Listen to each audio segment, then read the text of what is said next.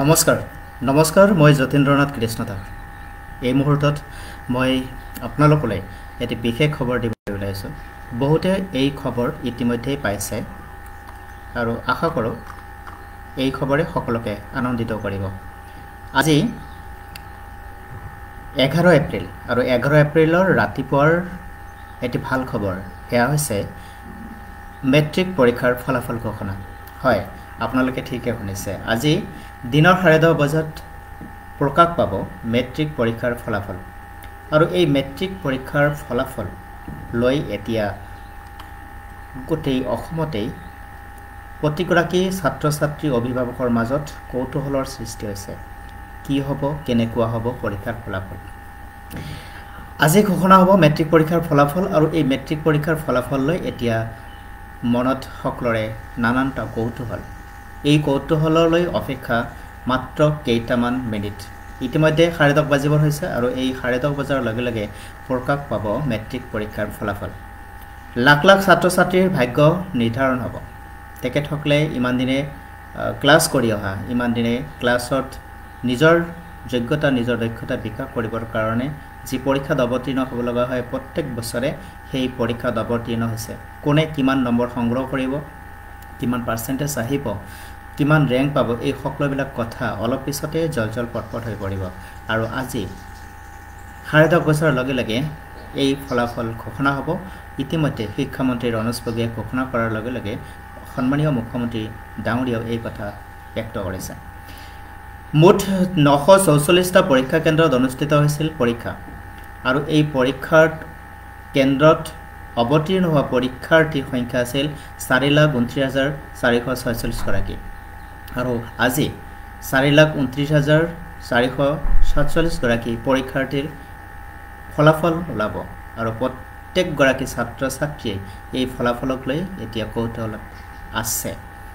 আৰু এই পৰীক্ষাত অৱতীৰ্ণ হোৱা ছাত্ৰৰ সংখ্যা 1,90,653 গৰাকীৰ বিপৰীতে ছাত্ৰীৰ সংখ্যা 2,30,095 গৰাকী বুলি জানিব পৰা গৈছে আৰু এই হলি ছাত্ৰ-ছাত্ৰী আজি ভাগ্যৰ নিৰ্ণয় হ'ব তেখেতসকলৰ পৰীক্ষাৰ ফলাফল ঘোষণা হ'ব আৰু তেখেতসকলৰ জীৱনক লৈ নতুন পৰিকল্পনা কৰিব ইয়াৰ পিছত কি বিষয় লৈ পঢ়িব ক'ত পঢ়িব কেনেধৰণে সমৰ্থন সহযোগিতা পাব সকলোবিলাক কথা আহি পৰিব দশম শ্ৰেণীৰ এই পৰীক্ষাত বৰ্তমান সময়ত যদিও বিশেষ এটি কথা যে ইয়াত ৰেংকিং নাথাকিব এবাৰ কিন্তু নহলে ৰেংকিং নাথাকিলেও কিন্তু ইয়াৰ গুৰুত্ব এটা থাকিব সেয়া হৈছে শিক্ষাৰ মানদণ্ডৰ ওপৰত গতিকে এই ক্ষেত্ৰত ছাত্ৰ-ছাত্ৰীসকলে নিশ্চয় চিন্তিত হৈ আছে যিহেতুকে বৰ্তমান সময়ত যিকোনো বিদ্যালয়ত নামভৰ্তি কৰিবলৈ হলে এটি যথেষ্ট মাৰ্ক লাগে আৰু এই পাৰ্চেন্টেজৰ ওপৰত ভিত্তি কৰি তেওঁলোকৰ জীৱন আগুৱাব তেওঁলোকৰ জীৱনক লৈ নতুন তেওঁলোকে চিন্তা চৰ্চা কৰিব নতুন বিষয়লৈ আগবাঢ়িব আৰু এই পৰীক্ষাৰ ফলাফল ঘোষণা হোৱাৰ লগে লগে নানানটা পৰিকল্পনা কৰিব ইতিমধ্যে বহুতে কৰিছে পৰীক্ষা দিয়াৰ পিছতে বহুতে ইতিমধ্যে বিভিন্ন কোৰ্স তেওঁলোকে লৈছে আৰু সেই ক্ষেত্ৰত শিক্ষা গ্ৰহণ কৰি তেওঁলোকে আগবাঢ়িছে আপোনালোকক জনাও যে এই পৰীক্ষাৰ ফলাফলসমূহ আপোনালোকে চাব পাৰিব www.resultshiksha.com ত www.assam.shiksha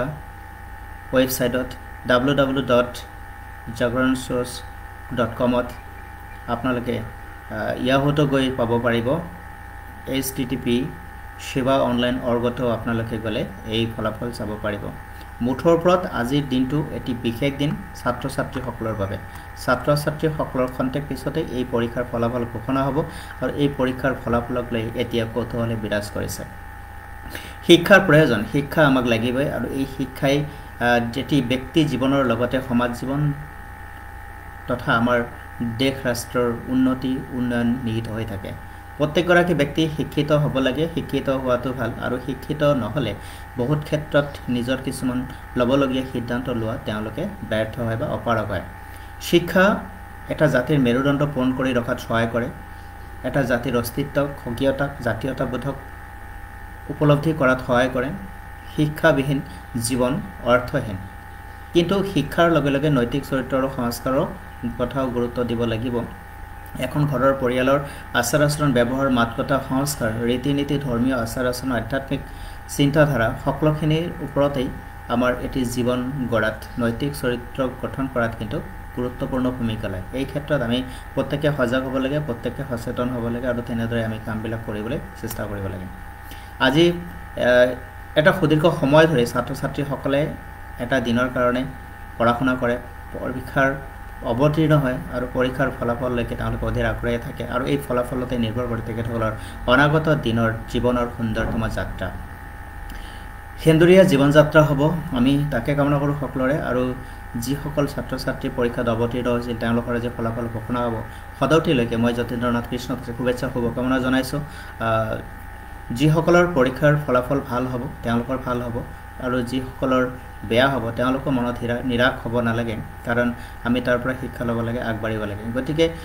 যিসকলৰ ভাল হ'ব তো ভাল হ'ব যিসকলৰ বেয়া হ'ব তেওঁলোকলৈও আমাৰ শুভেচ্ছা শুভকামনা থাকিল অনাগত জীৱনত তেওঁলোকে আৰু অধিকভাৱে জোৰত আগবাঢ়িব তেওঁলোকে নিৰাশ হ'ব নালাগে হতাশ হ'ব নালাগে আমি আমাৰ জীৱনৰ যি দৈনন্দিন কৰ্ম সেই কৰ্মবিলাক আমি নিয়মিতভাৱে কৰিব লাগে আমি যদি ব্যৰ্থ হওঁ তেনেহ'লে এই কথা বুজিব লাগিব যে এই ব্যৰ্থতাৰ আঁৰত আৰু কিবা আছে নিহিত হয় গতিকে এই কথাখিনিক আমি উপলব্ধি কৰিব লাগিব আৰু আমাৰ যিখিনি অসুবিধা হৈছিল বা আমাৰ যিখিনি ত্ৰুটি ৰৈ গৈছিল আমাৰ যিখিনি অৱহেলা ৰৈ গৈছিল সেইখিনিক আমি সংশোধন কৰিম আগবাঢ়িম আৰু নতুনভাৱে জীৱনক আগবঢ়াই লৈ যাম জীৱনত এটি সুন্দৰতম দিশ যেন আমি নিৰূপণ কৰিব পাৰোঁ তাৰ কাৰণে আমি কাম কৰিম শিক্ষা আমাক লাগিব শিক্ষা বৰ প্ৰয়োজন শিক্ষাই আমাক নিজৰ জীৱনক সুন্দৰকৈ গঢ়ি তোলাৰ লগতে আমাক আগবঢ়াই নিয়াত যথেষ্টখিনি সহায় কৰিব আৰু এই ক্ষেত্ৰত আমি প্ৰত্যেকেই গুৰুত্ব দিব লাগিব শিক্ষাৰ দৰকাৰ আছে আৰু কোৱা আছে যে অতিষ্ঠিত জাগ্ৰত প্ৰাপ্যবৰা নিবদ্ধতা যেতিয়ালৈকে আপুনি আপোনাৰ জীৱনৰ ফলাফল সঠিক সুন্দৰ ফলাফল আপোনালোকে লাভ কৰিবলৈ সক্ষম নহয় তেতিয়ালৈকে আপোনালোকে কিন্তু আপোনালোকৰ নিজৰ কামবোৰ কৰি যাব লাগিব আৰু নিষ্ঠা সততাৰে কৰি যাব লাগিব আৰু যেতিয়ালৈকে লক্ষ্যস্থান প্ৰাপ্তি নঘটে তেতিয়ালৈকে যাত্ৰা অব্যাহত ৰাখিব লাগিব এই যাত্ৰা চৰৈগতি হ'ব লাগিব গতিকে আমি আমাৰ জীৱনত শিক্ষাৰ মূল্য সদায় আছে সদায় থাকিব আৰু শিক্ষা আমাক লাগিব শিক্ষাই এটা জাতিৰ মেৰুদণ্ড পোন কৰি ৰখাত সহায় কৰে গতিকে আমি আমাৰ উঠি অহা প্ৰজন্ম যিসকল পৰীক্ষাৰ্থী ইতিমধ্যে পৰীক্ষাত অৱতীৰ্ণ হৈ তেওঁলোকে আজি এটি ফলাফলৰ অপেক্ষাত ৰৈ আছে আৰু অলপ পিছতে ফলাফল ঘোষণা হ'ব ইতিমধ্যে সেই ফলাফলৰ কাৰণে ৱেবছাইটবিলাক দি দিছে আমি আমাৰ মোৰ ফেচবুক লিংকত মই দিছোঁ আপোনালোকে তাতে চাব পাৰিব আৰু তাতে গ'লে আপোনালোকৰ ৰোল নম্বৰ তাতে ছাবমিট কৰি দিলে আপোনালোকৰ ৰিজাল্ট আপোনালোকে ঘৰত বহিয়ে চাব পাৰিব গতিকে আজি এই সময়ত মোৰ এটি কবিতাৰে মই যিসকল ছাত্ৰ ছাত্ৰী পৰীক্ষাত অৱতীৰ্ণ হৈছিল বা তেওঁলোকৰ অভিভাৱকসকললৈ এটি মোৰ মনৰ অনুভৱ সংগ্ৰহ কৰি আনি মই দিবলৈ চেষ্টা কৰিছোঁ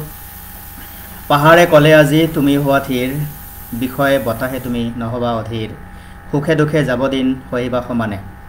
বুৱতী নদীয়ে গালে গতিশীল সুৰ জড়তা জীৱনে ল'লে সত্য বহুদূৰ চৰৈবতী দেহা থাকে মানে আকাশে আলাপে আজি অনন্তৰ গান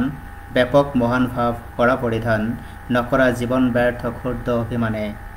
ব্ৰহ্মাণ্ডৰ প্ৰতিকণে বোলে নানা কথা নকৰিবা ভয় তুমি জীৱন অন্যথা জীৱন পথৰ সম্বল এই মানে গীত গংগোত্ৰী পৰা আমি এইখিনি কথা সংগ্ৰহ কৰিছোঁ আৰু আমি আজি আপোনালোকৰ জ্ঞাতাৰ্থে এইখিনি মই আগবঢ়াই দিছোঁ আমাৰ মানৱতা সৰ্বভূত মানৱতাৰ মধু এই মানৱতাত যি অমৃত পুৰুষ আছে অমৃতময় পুৰুষ আছে সেয়াই এই যে আত্মা এয়াই অমৃত এয়াই ব্ৰহ্ম এয়াই সকলো গতিকে আজিৰ এই দিনটোত এই কথাটোক আমি মনত কৰিবলৈ মই সোঁৱৰাই দিছোঁ যিজন শুই আছে তেওঁ কলিযুগত আছে যিজন উঠি বহিছে তেওঁ দাপৰ যুগ পালেগৈ যিজন থিয় দিলে তেওঁ ত্ৰেতা যুগ পালেগৈ যিজনে যাত্ৰা আৰম্ভ কৰিলে তেওঁ সত্য যুগ পালেগৈ গতিকে গৈ থকা যাত্ৰা চৰৈবতী আমি জীৱনৰ প্ৰতিটো দিশক অৱলোকন কৰিব লাগিব জীৱনৰ প্ৰতিটো কৰ্মৰাজিক আমি মূল্যাংকন কৰিব লাগিব আৰু তদনুৰূপে আমি আগবাঢ়িবলৈ প্ৰয়াস কৰিব লাগিব আৰু শিক্ষা এই ক্ষেত্ৰত আমাৰ পাঠকটীয়াৰ দৰে কাম কৰে গতিকে শিক্ষাক আমি গুৰুত্ব দিব লাগিব শিক্ষাক অৱহেলা কৰিলে নহ'ব আৰু যিসকলে শিক্ষাক অৱহেলা কৰে তেওঁৰ জীৱনটো কেনেকুৱাকৈ পাৰ হৈছে এই কথা হয়তো আমি নজনাকৈ থকা নাই নেদেখাকৈ থকা নাই বা অনুভৱ নকৰাকৈ থকা নাই গতিকে শিক্ষাৰ গুৰুত্ব জীৱনত কিমান সেই কথাটো নিশ্চয়কৈ উপলব্ধি কৰিব লাগিব আৰু শিক্ষাৰ কাৰণে আজি এটা ঢৌ আমি দেখিবলৈ পাইছোঁ প্ৰত্যেকগৰাকী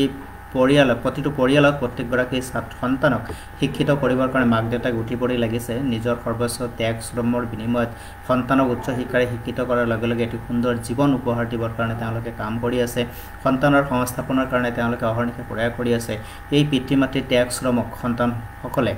গুৰুত্ব দিয়া উচিত আৰু খুব অতি আন্তৰিকতাৰে শ্ৰদ্ধা সন্মানেৰে তেওঁলোকে যেন তেওঁলোকৰ কষ্টক বিফলে যাব নিদিয়ে অথলে যাব নিদিয়ে তাৰ কাৰণে তেওঁলোকে পঢ়া শুনাত মনোযোগ দিয়াৰ লগে লগে অন্য যিখিনি কাৰিকুলাম এক্টিভিটিজ আছে সেইখিনিকো শিকিবলৈ প্ৰয়াস কৰিব লাগে যেন জীৱনটোত তেওঁলোকে কাৰো ওচৰত হাত পাতিব লগা নহয় আৰু তেওঁলোকে যেন কাৰো ওপৰত ভৰসা কৰি জীয়াই থাকিব লগা নহয় তেওঁ যেন স্বনিৰ্ভৰশীল হয় আৰু নিজে কিবা এটা কৰি আনকো কিবা এটা কৰি দিয়াত সহায়ক হ'ব পাৰে তাৰ কাৰণে প্ৰত্যেকগৰাকী ছাত্ৰ ছাত্ৰী অভিভাৱকৰ গুৰুত্ব বা অভিভাৱকৰ যি শ্ৰম ত্যাগ ইয়াত গুৰুত্ব দিব বুলি মই আশা কৰিছোঁ আমি সদায় কওঁ যে জীৱনৰ এটা উদ্দেশ্য লাগে জীৱনৰ এটা লক্ষ্য লাগে আৰু এই জীৱনৰ লক্ষ্য উদ্দেশ্য নাথাকিলে জীৱন যাত্ৰাপথ আধাতে থমকি যাব লগা হয় ৰ'ব লগা হয় গতিকে জীৱনত এটি লক্ষ্য সদায় বান্ধি ল'ব লাগে আৰু লক্ষ্য লৈহে আমি আমাৰ জীৱনত আগবাঢ়িব লাগে সুদৃঢ়তাৰে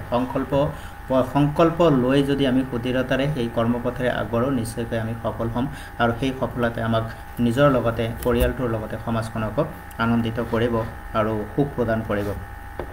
উদ্দেশ্যবিলাক আমি চাবলৈ জানিব লাগে উদ্দেশ্যবিলাক আমি বুজিবলৈ জানিব লাগে আমাৰ চোৱাৰ প্ৰয়োজন আছে আমাৰ বুজাৰ প্ৰয়োজন আছে আৰু তাৰ লগে লগে আমাৰ কৰাৰ প্ৰয়োজন আছে যেতিয়া আমি হিয়াৰ আপত্তি হিয়াৰ স্পন্দন হিয়াৰ আকাংক্ষা শুনাম বুজিম আৰু শুনি বুজি তাত সমৰ্পিত হৈ যেতিয়া আমি কাম কৰি গৈ থাকিম তেতিয়াহ'লে নিশ্চয়কৈ সফলতা আমাৰ ওচৰলৈকে আহিব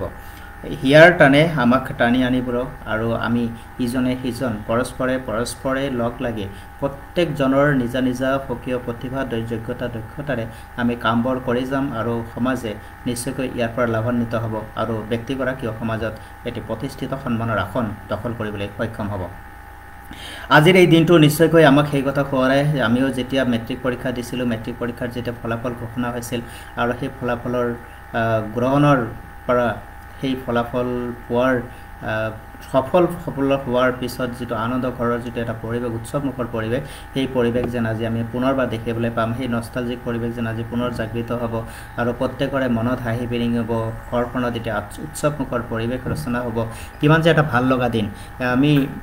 ইমান কষ্ট কৰি পঢ়া শুনা কৰি উঠি আজি কিন্তু আমি সেই ফলৰ প্ৰাপ্তিৰ দিশে আগবাঢ়িছোঁ সেই সন্তানসকলক শুভকামনা জনাইছোঁ তেওঁলোকে যেন নিজৰ জীৱনৰ এই পঢ়া শুনাৰ ক্ষেত্ৰত শিক্ষা গ্ৰহণৰ ক্ষেত্ৰত যি কষ্ট যি শ্ৰম কৰিলে তেখেতসকলে যি আন্তৰিকতাৰে তেওঁলোকে শিক্ষা গ্ৰহণ কৰাৰ পথত আগবাঢ়িলে তেওঁলোকৰ মনৰ আশাবোৰ যেন পূৰণ হয় আৰু প্ৰত্যেকগৰাকীয়ে এগৰাকী ভাল মানুহ হয় শিক্ষিত নৈতিক শিক্ষাবোধেৰে তেখেতসকলে যেন আগবাঢ়ে সেই জীৱনৰ শিক্ষা পথত তাকে কামনা কৰিছোঁ শক্তিশালী আমাৰ অস্তিত্বত বজাই ৰাখিব লাগিব আৰু আমি জনসমুদ্ৰত হেৰাই গৈও আমি নিজক জনতাৰ মাজত উজ্বলাই তুলিব ৰাখিব লাগিব ব্যক্তিত্ব সিমানেই সষ্টম হ'ব লাগিব আমি ব্যক্তিত্বৰ সপ্ৰতিত্বৰে প্ৰতিভান্বিত হৈ থাকিব লাগিব আমি তাৰ কাৰণে প্ৰয়াস কৰিব লাগিব আমাৰ হৃদয়খন সৰু নহয় আমাৰ হৃদয়খন বৰ কৰিব লাগিব আৰু বিশাল হৃদয়ৰ মাজত আমি সকলোকে সাঙুৰি ল'ব পৰাকৈ আমি কিন্তু কাম কৰিব পাৰিব লাগিব আমি তাৰ যত্ন কৰিব লাগিব আমি তাৰ চেষ্টা কৰিব লাগিব নিজৰ চকু নাক কাণ হৃদয় খুলি ৰাখিব লাগিব আৰু হৃদয় খুলি ৰাখি আমি আগবাঢ়িব লাগিব ভালক গ্ৰহণ বেয়াক বৰ্জন ইয়াৰ জীৱনৰ কল্যাণ আমি যদি এই পথেৰে আগবাঢ়ি যাওঁ তেনেহ'লে নিশ্চয়কৈ আমি সফল হ'ব পাৰিম আমি সুন্দৰ হ'ব পাৰিম গুণ দৰ্শন কৰক গুণ গ্ৰহণ গুণ নিবেদন কৰক যদি এনেদৰে আমি এটি সমাজ নীতি তৈয়াৰ কৰিব পাৰোঁ তেনেহ'লে ব্যক্তিৰ জীৱনৰ লগতে সমাজ জীৱনটো সুন্দৰ হয় আৰু ইয়াৰ যিটো গ্ৰহণ ব্যৱস্থা শিক্ষা কালৰে পৰাই গ্ৰহণ কৰা উচিত সেইকাৰণে প্ৰতিগৰাকী ছাত্ৰ ছাত্ৰী এই কথা গুৰুত্ব সহকাৰে ল'ব জীৱনত আমি যদি গুণ দৰ্শন কৰিব নোৱাৰোঁ গুণ গ্ৰহণ কৰিব নোৱাৰোঁ যদি গুণৰ নিবেদন কৰিব নোৱাৰোঁ তেনেহ'লে জীৱনটো গুণময় হৈ নপৰে হৃদয়ে জুৰি সত্যশিৱ সুন্দৰৰ সাধনা কৰিব লাগিব ইয়াৰ কাৰণে আমি তৎপৰ হ'ব লাগিব আমি সময় দিব লাগিব নিজক সময় দিব লাগিব পৰিয়ালক সময় দিব লাগিব সমাজৰ আৰ্ত দুৰ্গতজনক আমি প্ৰত্যেকৰ কাৰণে মানুহে মানুহৰ বাবে হৈ চিন্তা কৰিব পৰা আমাৰ মানসিকতা গঢ়ি তুলিব লাগিব তেতিয়াই শিক্ষাৰ সাৰ্থকতা লাভ কৰিব আৰু শিক্ষাৰ সাৰ্থকতা ইমানে আমি বুজিবলৈ যত্ন কৰিব লাগিব নিষ্পক্ষ নম্ৰতাৰে আমি সত্যৰ সন্ধান কৰিব লাগিব আমি বিভেদত বিভেদত অভেদৰ সত্য সন্ধান কৰিব লাগিব আমি আজিৰ দিনটোতকৈ কাইলৈ বেছি সুন্দৰ কৰাৰ সংকল্প আৰু সাধনা পথত নিৱৰ্জিত হ'ব লাগিব শিক্ষাৰ্থীসকল এই কথা মন দি চলিব এই কথা মানি চলিব আমাৰ প্ৰয়োজন আছে কাৰণ আমি নিজক পৰিৱৰ্তন নকৰাকৈ আমি অন্য কাকো পৰিৱৰ্তন কৰিব নোৱাৰো আমি অন্য পৰিৱৰ্তনৰ কথা ক'ব নোৱাৰো আৰু যদি কোৱা যায় তেনেহলে ধৃষ্টতা কৰা হয় তাক আমি কৰিব নোৱাৰো গতিকে আমি আমাৰ গুণৰ দ্বাৰাহে আমি অন্যক প্ৰভাৱিত কৰিব পাৰো আমাৰ ব্যক্তিত্বৰ দ্বাৰা আমি অন্যক প্ৰভাৱিত কৰিব পাৰো তদনুৰূপে আপুনি আপোনাৰ ব্যক্তিত্বক কেনেদৰে গঢ়ি তুলিব সেয়া কিন্তু আপোনাৰ ঘৰখনৰ পৰা আপোনাৰ নিজৰ পৰা প্ৰতিগৰাকী ছাত্ৰ ছাত্ৰী বা সন্তান এই কথাত আমি স্বাগত কৰাই আগবঢ়াই নিব পাৰিলেহে আমি এই দিশত সফল হ'ব পাৰিম আৰু আদৰণীয় হ'ব পাৰিম আমি অমূল্য এটি জীৱনৰ ইতিহাস ৰচিব পাৰিম আমি বিচাৰক সন্মান জনাব লাগে সৎ বিচাৰক সন্মান জনাব লাগে মহৎ বিচাৰক সন্মান জনাব লাগে আৰু আমি সেই মহৎ বিচাৰেৰে কোৱা হয় যে বিচাৰে ব্যক্তিৰ পৰিচয় যাৰ বিচাৰ যেনেকুৱা হয় ব্যক্তি তেনেকৈ পৰিচয় লাভ কৰে তেনে ক্ষেত্ৰত আমি শিক্ষা কালৰে পৰাই বিচাৰ কিছুমান গ্ৰহণ কৰিবলৈ শিকিব লাগে আমি জীৱনত বহুত কথা জানো বহুত কথা শুনো বহুত কথা শিকো কিন্তু সেইখিনিক আমি আচৰণ পালন কেনেদৰে কৰোঁ ব্যক্তিগত জীৱনৰ কৰ্মৰাজি বিলাক আমি কৰিব যাওঁতে সেইটোৰ ওপৰত কিন্তু নিৰ্ভৰ কৰে আমাৰ বহুতখিনি দিশ গতিকে আমি আমাৰ মনৰ মাজত থকা যিবিলাক বেয়া ভাৱনা আছে সেইবিলাকৰ পৰা আঁতৰাব লাগে আৰু আমি যিবিলাক সৎগুণ আছে সেইবিলাকক ধাৰণ কৰি আমি আগবাঢ়িব লাগে অৱগুণৰ প্ৰতি আমি গুৰুত্ব দিব নালাগে অৱগুণৰ আমি যিমান আমাৰ নিজৰ মনৰ পৰা হৃদয়ৰ পৰা আঁতৰাই ৰাখিব পাৰিম সিমানে আমাৰ জীৱনটো সজ্জল হৈ পৰিব সমুজ্জল হৈ পৰিব আমাৰ ব্যক্তিত্বৰ উজ্জ্বল আভাৰে আমি আলোকিত হ'ব পাৰিম গতিকে তেনে ক্ষেত্ৰত জীয়াই থকাৰ সাধনাত যিখিনি আমাৰ সামগ্ৰী লাগে যিখিনি আমাৰ প্ৰয়োজনীয় জ্ঞান প্ৰয়োজনীয় গুণ প্ৰয়োজনীয় তথ্য পাতি লাগে সেইখিনি আমি সংগ্ৰহ কৰিব লাগিব আৰু তাৰ প্ৰতি আমি আগ্ৰহান্বিত হ'ব লাগিব আমি কৰিব পাৰিব লাগিব কৰিব প্ৰয়াস কৰিব লাগিব আমি পিছফালে গ'লে নহ'ব আমি আগবাঢ়ি আগত থিয় দিব পৰাৰ মানসিকতা ৰাখিব লাগিব আমি আগে আগে আৰু পিছে পিছে জনসমদল চলিব এনেকুৱাকৈ বিচাৰৰ আমি সংকল্প লৈ আমি আগবাঢ়িব লাগিব আৰু এই ক্ষেত্ৰত আমি জানো যে সহজ নহয় যদিও যত্ন অব্যাহত ৰাখিব লাগিব কোৱা হয় যে যত্ন কৰিলে ৰত্ন পায় যদিহে কৰা মন আমি মন কৰিব লাগিব যত্ন কৰিব লাগিব ৰত্ন নিশ্চয়কৈ মিলিব সহজ নহয় যদিও এটা সময় নহয় এটা সময়ত সেয়া আপোনাৰ ওচৰলৈকে আহিব মোৰ ওচৰলৈকে আহিব সেয়া আমাক আনন্দিত কৰিব সেয়া আমাক ধন্য কৰিব সেয়া আমাক বদন্যতাৰে উপচাই পেলাব মংগলময়তাৰে জীৱনটো সজাই তুলিব আমি তাকে কামনা কৰোঁ আমাৰ জীৱনত আমি কৰি থকা কামবিলাকৰ আমি ভৱিষ্যতে যেতিয়া এই সন্তানসকল আজি যিসকলে মেট্ৰিক পৰীক্ষাত অৱতীৰ্ণ হৈছে তেওঁলোকে কালি ভাল মানুহ হ'বৰ কাৰণে কাম কৰিব তেওঁলোকে উচ্চ শিক্ষা গ্ৰহণ কৰিবৰ কাৰণে কাম কৰিব তেওঁলোকৰ ব্যক্তি জীৱনৰ দায়িত্ব বাঢ়িলে পৰিয়ালটোৰ প্ৰতিও দায়িত্ব বাঢ়িলে লগতে দেশ আৰু সমাজখনৰ প্ৰতিও তেওঁলোকৰ দায়িত্ব বাঢ়িব গতিকে প্ৰত্যেকগৰাকী সন্তান প্ৰথমতে নিজক লৈ চিন্তা কৰিবলৈ সেয়া ঠিক আছে কিন্তু নিজক লৈ চিন্তা কৰাৰ উপৰিও আমি সময় সাপেক্ষ সাময়িকভাৱে আমি কিন্তু কিছুমান কাম কৰি যাব লাগিব যিখিনি আমাৰ ব্যক্তি জীৱনক ব্যক্তিত্বক উজ্বলাই তোলাৰ ক্ষেত্ৰত সহায়ক হয় আৰু সেইকাৰণে আমি আমাৰ প্ৰতিটো দিশক ভাল কৰ্মবিলাকক আমি স্বীকৃতি দিব লাগিব তাত সহযোগ কৰিব লাগিব আমি তাত সমৰ্পণ হৈ কাম কৰিব লাগিব যদি স্বীকৃতি সহযোগ আৰু সমৰ্পণ আমি পৰস্পৰৰ প্ৰতি আগবঢ়াব পাৰোঁ তেনেহ'লে নিশ্চয়কৈ সফলতা লাভৰ পৰা আমাক কোনেও বঞ্চিত কৰিব নোৱাৰে এই ক্ষেত্ৰত আমি প্ৰত্যেকগৰাকী ব্যক্তি সাৱধান সজাগ সচেতন হৈ চলিব লাগিব আৰু প্ৰতিটো উৎসৰ পৰাই আমি শিকিব পাৰোঁ গতিকে প্ৰতিটো উৎসকে আমি গুৰুত্ব দিব লাগিব আমাৰ সমাজত আমাৰ প্ৰকৃতি জগতত যিমান উপাদান আছে প্ৰতিটো উপাদানেই কিন্তু আমাক বিভিন্ন ধৰণে জ্ঞান আহৰণৰ ক্ষেত্ৰত শিক্ষা লাভৰ ক্ষেত্ৰত আমাক সহায়ক হয় আমি গুৰুত্ব দিয়াহে কথা আমি যদি প্ৰতিটো বস্তুক ভালদৰে চালি জাৰি চাওঁ যদি বুজিবলৈ যত্ন কৰোঁ তেনেহ'লে ইয়াৰ পৰা আমি কিন্তু বহুত কথা শিকিব পাৰোঁ আৰু শিকা দৰকাৰ আমাৰ জীৱনত শিক্ষাৰ শেষ নাই গতিকে যিমানখিনি পাৰোঁ যেনেকৈ পাৰোঁ আমি শিক্ষা গ্ৰহণ কৰিব লাগে আৰু সেয়া কিন্তু ভাল হ'ব লাগে সমাজ নিজৰ ব্যক্তি জীৱনৰ লগতে পৰিয়াল তথা সমাজখনৰ কাৰণে হিতকাৰী হ'ব লাগে আমি যদি সহযোগী আগবঢ়াওঁ আমি যদি সহযোগী হৈ কাম কৰোঁ আমি যদি সত্য ধাৰণা মনত পোষণ কৰি পেলাই আমি কাম কৰি আগবাঢ়িবলৈ যাওঁ আমি যদি সৌৰভনিষ্ঠা কৰ্তব্যনিষ্ঠা দায়িত্ববোধ মানৱীয় প্ৰমূল্যবোধ আদিৰ কথাবিলাকক যদি সন্মুখত ৰাখি আমি যদি কামবোৰ কৰি যাওঁ তেনেহ'লে নিশ্চয়কৈ আমাক জীৱনত সফলতা প্ৰাপ্তিৰ ক্ষেত্ৰত কোনেও হেঙাৰ হৈ থিয় দিব নোৱাৰিব বা হেঙাৰ থাকিলেও হেঙাৰ ভাঙি চিঙি চুৰমাৰ হৈ আপোনাক নিজেই ৰাস্তা ওলাই দিব সেইকাৰণে আমি আমাৰ সমস্যাসমূহৰ প্ৰতি আমি সজাগ হ'ব লাগিব আৰু এই সমস্যাসমূহ আমি সৈনিকৰ দৰে যুঁজি আঁতৰ কৰিব পাৰিব লাগিব দেশ সেৱাৰ ক্ষেত্ৰত যেনেদৰে সৈনিকসকলে নিজৰ সমস্ত সমস্যা খেলা ৰঙে আঁতৰাই নিজৰ দেশক স্বাধীন কৰিবৰ কাৰণে অহপুৰুষাৰ্থ প্ৰয়াস কৰে, নিজৰ সৰ্বস্ব এৰি দিয়ে, নিজৰ জীৱনটো বলিদান দিবলৈও তেওঁলোকে কুণ্ঠাবোধ নকৰে। ঠিক তেনেদৰে আমি আমাৰ সমস্যাবোৰৰ প্ৰতি সজাগ সাৱধান হৈ আমি সেইখিনি কেনেদৰে আঁতৰ কৰিব পাৰোঁ তাৰ কাৰণে আমি এটা সুন্দৰ পৰিকল্পনা কৰিব লাগিব, যি পৰিকল্পনাৰে আমি আমাৰ সমস্যাক আঁতৰাই জীৱনটো সুন্দৰকৈ সজাই তুলিব পাৰোঁ। গতিকে ইয়াৰ কাৰণে সহযোগৰ প্ৰয়োজন আছে। ইয়াৰ কাৰণে আপুনি নিজেই নিজক সহযোগ কৰক, বিচাৰৰ সহযোগী হওক, আপোনাৰ পৰিয়ালৰ প্ৰতিগৰাকী সদস্যৰ সহযোগী হওক, সমাজৰ সচেতন ব্যক্তিসকল, যিসকল সচেতন ব্যক্তিৰ সৎ চিন্তাৰ পৰিণতিত আজি সমাজখন এটি সুন্দৰ সুস্থ দিশেৰে গতি কৰিছে, সেই কথাবিলাকক আমি গুৰুত্ব দিব লাগিব। আমি দৰ্শন কৰিব পাৰিব লাগিব, দুৰ্বোধ্য তত্ত্ববিলাকক আমি আলোচনা কৰিব পাৰিব লাগিব। আমাৰ সন্তানৰ মাজত পঢ়া শুনাৰ লগতে আমি কিছুমান আধ্যাত্মিক জ্ঞানৰাজি, সংস্কাৰ, নীতিপাঠ, কুইপাঠ, চৰিত্ৰপাঠ আদি বিষয়বোৰক আলোচনা কৰিব লাগে। তেখেতসকলৰ কেনেদৰে তেওঁলোকে ডাঙৰৰ লগত শ্ৰদ্ধা সন্মান কৰি পেলাই আগবাঢ়িব, সৰুৰ লগত কেনেদৰে চলিব, ঘৰখনত কেনেদৰে চলিব, কাৰ লগত কেনেকুৱা ব্যৱহাৰ কৰিব, সেয়া কিন্তু শিক্ষাৰো এটি গুৰুত্বপূৰ্ণ অংগ। আমি যদি মাৰ্জিত বিনম্ৰতা, সৰলতা, সহজতা আদি গুণবিলাক আমাৰ নাথাকে, তেতিয়াহ'লে কিন্তু আমি যিয়ে গৈ থকা পথত বহুত ক্ষেত্ৰত বাধাৰ সন্মুখীন হ'ব লাগিব। বিদ্যা দদাতি বিনয়ম, বিদ্যাই সদায় বিনম্ৰতা প্ৰদান কৰে। অৰ্থাৎ আমি যদি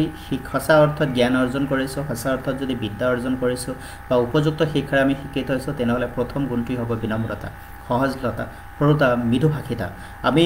কথাবোৰ যেতিয়া কম কাৰোবাক তেওঁৰ হৃদয়ত বা কৰ্ণত অমৃতৰ সম লাগিব আৰু সেই কথা তেওঁ গ্ৰহণ কৰিবলৈ চেষ্টা, আপুনি কোৱা প্ৰতিটো শব্দই কাৰোবাৰ হৃদয়ত স্পন্দিত কৰিব, কাৰোবাৰ হৃদয় নন্দিত কৰিব, কাৰোবাৰ অনুভৱত আপোনাৰ শব্দবোৰে বাটকটীয়া হৈ মাৰ্গদৰ্শনৰ দৰে কাম কৰিব। তেনেধৰণৰ বিচাৰ আপুনি দি যাবলৈ চেষ্টা কৰক, দি যাবলৈ চেষ্টা কৰা উচিত।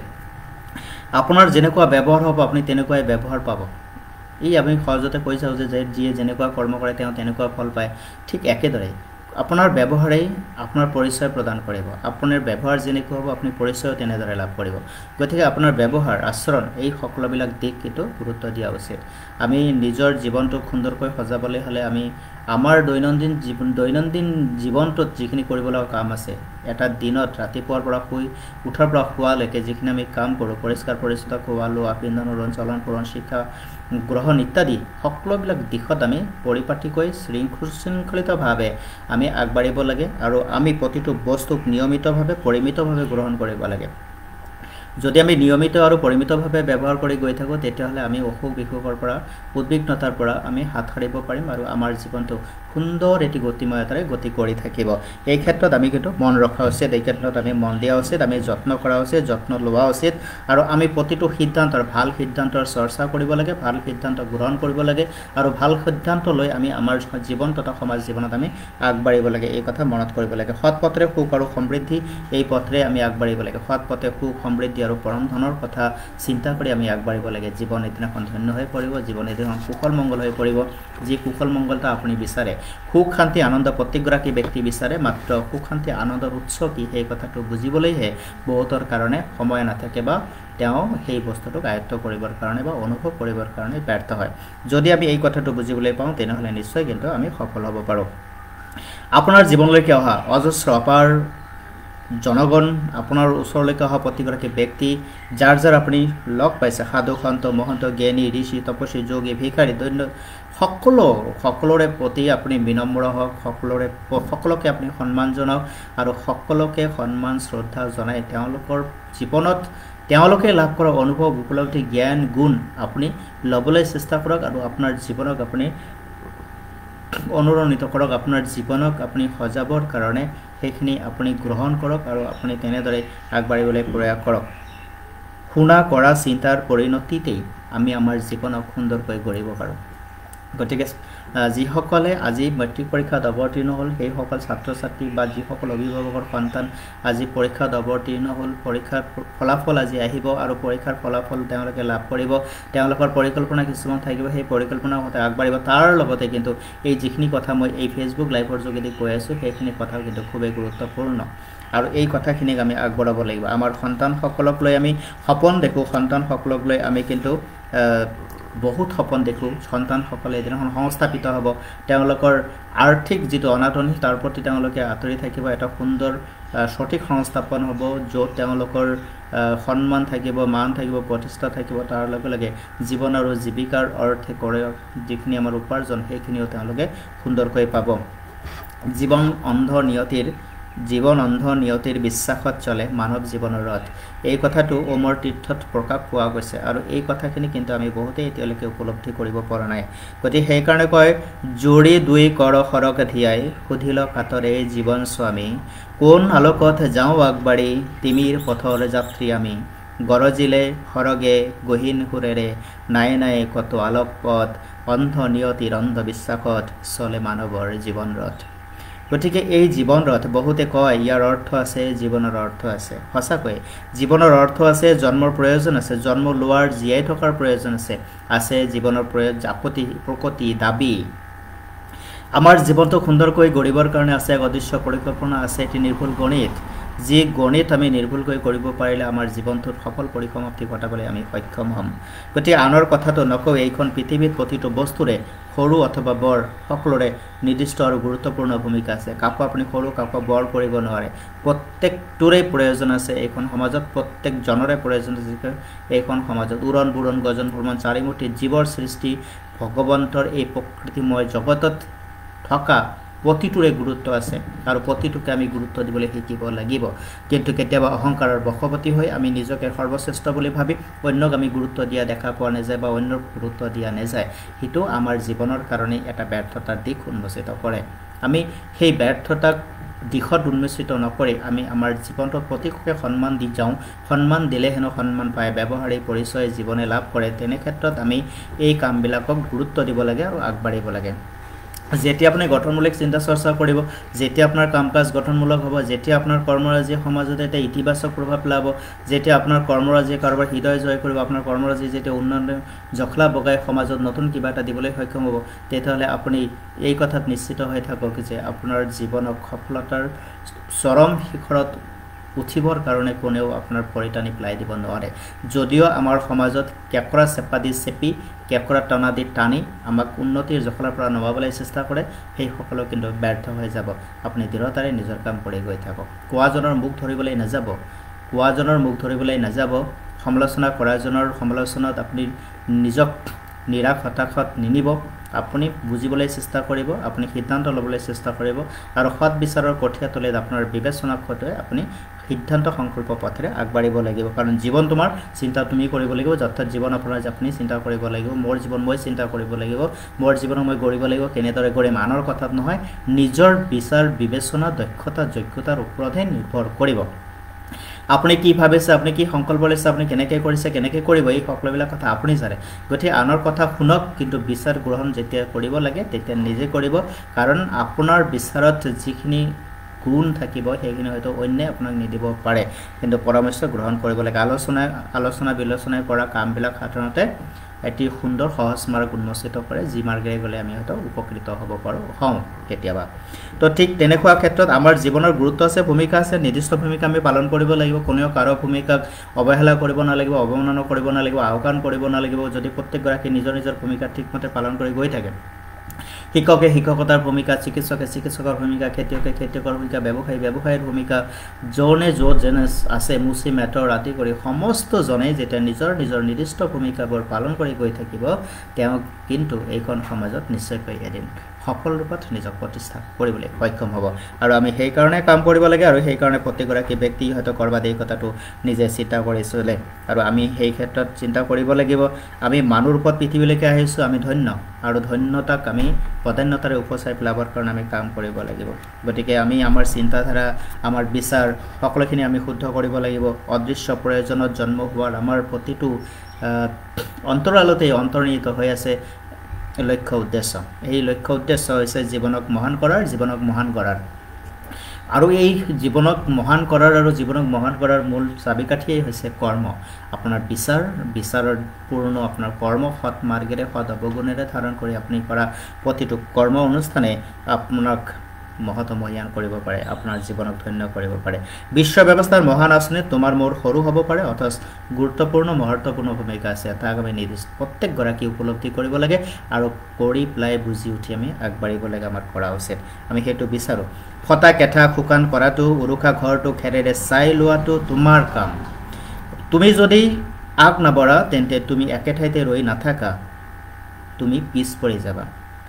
তুমি দূৰ দূৰ হৈ যাবা কাৰণ জগত তোমাতকৈ বহুত আগবাঢ়ি যাব তোমাক এই জগত আগবাঢ়া মানে তুমি বহুত বহুত পিছ পৰি যাবা তোমাৰ বোকা তোমাৰ পানী তোমাৰ পাথৰ তোমাৰ কংকৰ তোমাৰ বাতাবৰণ তোমাৰ অৱস্থাক তুমি তিৰস্কাৰ নকৰিবা মনত ৰাখিবা বুদ্ধদেৱৰ জন্ম হৈছিল পথত যীশুৰ জন্ম হৈছিল ঘোঁৰাশালত কৃষ্ণৰ জন্ম হৈছিল পোতাশালত শংকৰদেৱৰ মাক নাছিল জ্ঞানদেৱৰ বাপেক নাছিল সক্ৰেটিছৰ সৌন্দৰ্য নাছিল ঈশপৰ সৌভাগ্য নাছিল তথাপিতো সেইসকল জন্ম লোৱাৰ প্ৰয়োজনীয়তাক পূৰ্ণৰূপে সফল কৰি একোগৰাকী মহাপুৰুষ হৈ গ'ল যাক আমি বন্দনা কৰোঁ পূজা কৰোঁ প্ৰাতঃস্মৰণীয় চিৰস্মৰণীয় তেওঁলোক নিজৰ গুণৰাজিৰে তেওঁলোকে নিজৰ জীৱনক ধন্য কৰি গ'ল আমাক জন্মভূমিক মাতৃভূমিক গতিকে তেনেধৰণে আমি নিজক চিন্তা কৰিব পাৰোঁ প্ৰতি টুকুৰা ভূমিৰ পূৰ্ণ পুৰুষ মহাপুৰুষৰ জন্ম দিয়াৰ ক্ষমতা আছে সামৰ্থ্য আছে মাত্ৰ উপলব্ধি অনুৰূপে বিচাৰলৈ কৰা কৰ্মই তাক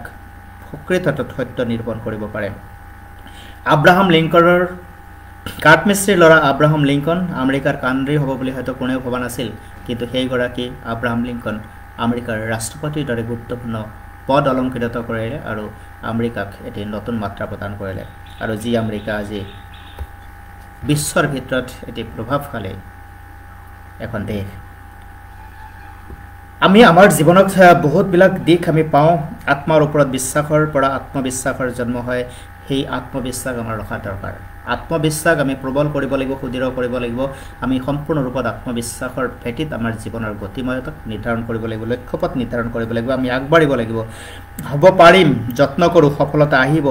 এনেধৰণৰ জীৱনৰ সকাৰাত্মক পজিটিভ কনষ্ট্ৰাকটিভ কিছুমান কথা বাৰু পদক্ষেপ আমি গ্ৰহণ কৰিব লাগিব তেতিয়াহে আমি সফল হ'ব পাৰোঁ জীৱন সুন্দৰ হ'ব পাৰে গতিকে ছাত্ৰ ছাত্ৰীসকলে এই কথা মনত কৰিব জীৱন কেৱল পঢ়া শুনাৰ মাজতে সীমিত কৰি ৰাখিলে জীৱনটোক পৰিপূৰ্ণ ৰূপত উদযাপন কৰিব নোৱাৰি পৰিপূৰ্ণ ৰূপত জীৱনটোক জানিব নোৱাৰি বুজিব নোৱাৰি তাৰ কাৰণে পুথিগত বিদ্যা আহৰণৰ সমান্তৰালভাৱে আমি অন্য কিছুমান দিশতো ব্যৱহাৰিক দিশতো আধ্যাত্মিক দিশতো সাংস্কৃতিক দিশতো আমি শিকিবৰ কাৰণে জানিবৰ কাৰণে বুজিবৰ কাৰণে আমি চেষ্টা কৰিব লাগিব আমি আগবাঢ়িবলৈ যত্ন কৰিব লাগিব তেতিয়াহে আমাৰ জীৱনটো সফল আৰু সুন্দৰ হ'ব আমি এই কথাটো কৰিব লাগিব সকাৰাত্মক ভাৱনাই গঠনমূলক কনষ্ট্ৰাকটিভ দৃষ্টিভংগী আনি দিয়ে আৰু কনষ্ট্ৰাকটিভ দৃষ্টিভংগীয়ে আমাৰ জীৱন তথা সমাজখনক সুন্দৰকৈ সজাব পাৰে প্ৰিয় শুভচিন্তকসকল আজি এটা ভাল দিন আৰু এই ভাল দিনটোত ভাল লগা দিন আজি এটি ঐতিহাসিক দিন SSLC 25 বৰ্ষৰ আজি পৰীক্ষাৰ ৰিজাল্ট দিব সকলোৱে আজি উদ্বাউল হৈ আছে সকলোৰে মাজত এটি কৌতূহলে বিৰাজ কৰিছে আৰু তাৰ মাজত এনেদৰে সকলোকে শুভেচ্ছা জনাবলৈ মই লাইভটোলৈকে আহিছোঁ আশা কৰোঁ কথাখিনি শুনি ভাল পাইছে আগলৈ নিশ্চয়কৈ এনেধৰণৰ কথা লৈ আকৌ আহিম আপোনালোকৰ মাজলৈ তেতিয়ালৈকে সকলোৱে সুস্থ থাকক কুশলে থাকক জীৱনক সুন্দৰকৈ কৰক আপুনি এনেকুৱা কাম কৰক যেন আপোনাৰ কাম কাৰোবাৰ কাৰণে আদৰ্শ হ'ব আৰু পাথেয় হৈ ৰ'ব আদৰ্শৰ পথেৰে আগবাঢ়িব জীৱনক সুন্দৰকৈ সজাব আহক তাকেই কৰিবলৈ আগবাঢ়ো নমস্কাৰ ধন্যবাদ শুভকামনা